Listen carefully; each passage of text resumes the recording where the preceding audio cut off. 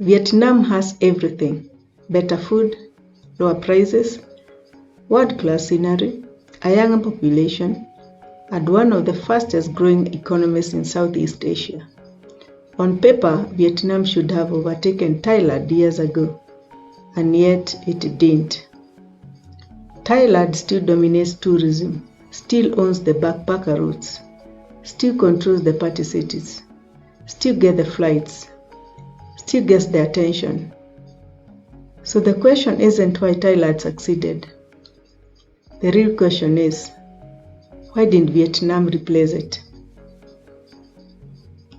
If you travel Southeast Asia long enough, you start noticing something strange.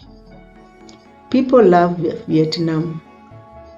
They rave about Hanoi, they praise the coffee culture, they talk about Halong Bay, they fall for Hoi An, they respect the history. But almost nobody builds their whole trip around Vietnam the way they do Thailand. Thailand becomes the base. Vietnam becomes the side quest.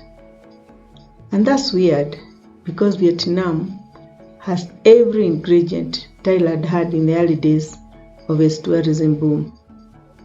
They had cheap living, friendly locals, diverse landscapes, big cities, beaches, and mountains.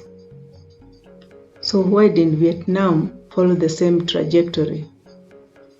Because tourism success isn't about beauty, it's about systems. Thailand made a critical move decades ago. They treated tourism like infrastructure, not vibes, not culture, not discovery, infrastructure. Starting in the 1960s and accelerating after the Vietnam War, Thailand deliberately positioned itself as South Asia's gateway. They built airports fast, they simplified visas early, they created backpacker districts on purpose, they standardized transport. Khao Sang Road didn't happen accidentally.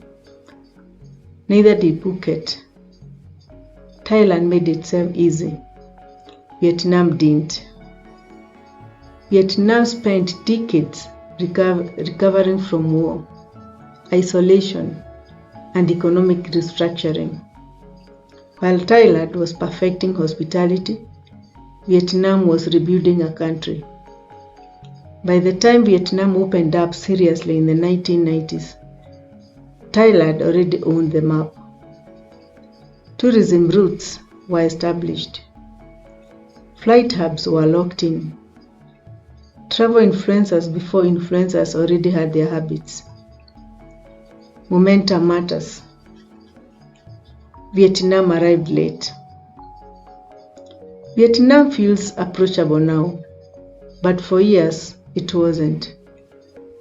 Visas were complicated. English proficiency lagged behind Thailand. Transportation was inconsistent. Scams were common. Rules changed without warning. None of this kills tourism on its own, but together they create friction. Thailand removes friction. Vietnam still carries it. In Thailand, you land, you grab a SIM, you hop on a bus, you are at your hostel in an hour. In Vietnam, you negotiate taxis, you guess platforms, you Google regulations, you problem solve constantly. But travelers forgive beauty, but what they don't is they don't forgive inconvenience. Vietnam quietly became the place you visit after Thailand teaches you how Southeast Asia works, not before. And here's the uncomfortable truth. Tourism growth is driven by young travelers. We are talking about backpackers, digital nomads, gap year students, and even budget explorers. Thailand embraced them. Vietnam tolerated them. Thailand built nightlife. It legalized chaos and also allowed entire cities to revolve around foreigners having a good time. Bangkok, Chiang Mai, Pai, Phuket, Koh Phi Phi. Vietnam really never fully did that. Vietnam kept tighter control, earlier curfews, stricter policing, less tolerance for disorder, which sounds respectable. But party culture creates gravity, and gravity brings hostels, and hostels bring communities, and communities bring content, and content brings travelers. So Thailand understood that loop. Vietnam didn't lean into it. So the backpacker pipeline stayed Thai. Thailand sells fantasy, smiling temples, full moon parties, floating markets, elephants, street food. Vietnam sells reality. They sell war history, motorbike chaos, densities, hard edges. Vietnam is intellectually interesting, while Thailand is emotionally easy. And that matters. Thailand feels like escape. Vietnam feels like engagement. Most tourists don't want engagement. They want relief. Vietnam asks more of you.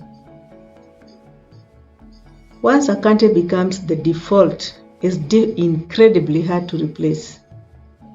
Flights get cheaper, and the tour operators focus there. Influencers follow existing audiences, and apps optimize routes. Entire economies align around it. Thailand reached that tipping point in the early 2000s. Vietnam never did. Vietnam is growing fast. Tourism numbers rise every year. Cities are also modernizing. But Thailand already owns the mental real estate. When someone says Southeast Asia, most people still picture Thailand first. Defaults are sticky. Vietnam didn't fail. It simply chose a different path. Less chaos, more structure, slower openness, and stronger control. Vietnam prioritized stability over spectacle, and that decision shaped everything. Thailand became Southeast Asia's playground. Vietnam became its classroom. Both work, but only one scales tourism explosively. So Vietnam didn't replace Thailand, not because it couldn't, but because by the time it was ready, Thailand already owned the game. And that's the real pattern behind global tourism. The winners aren't always the best places. They are the places that removed friction first. If you enjoyed this breakdown, there's more coming. Because every destination has a hidden story behind why it almost made it. If you want next episode suggestions after this, say the word.